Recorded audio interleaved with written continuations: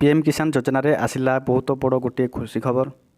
एही मासरे मिलिबो पीएम किसान टंका। एही पीएम किसान टंका केते तारिख मिलिबो चलंतु आमे एही वीडियो रे जानिबा एवं ताहा सहित आपण माननकु कोन करिबाकू पड़िबो एवं चलंतु डिटेल जानिबा। एही वीडियो देखिबा आगुरु वीडियो को गोटिए लाइक कर दियंतु एवं सब्सक्राइब करंतु।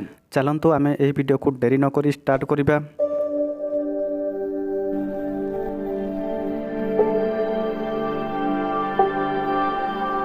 चलंतु आमे एही वीडियो को देरी न करी स्टार्ट करिबा। देखंतु 15 नंबर किस्ती टंका जहाँकि नवेम्बर मास 2023 रे मिलिथिला। माने जानिथिबे जे 16 नंबर किस्ती टंका आसीबाकू जाउची। ताहा एही मासर शेष सप्ताह रे आसीबाकू जाउची।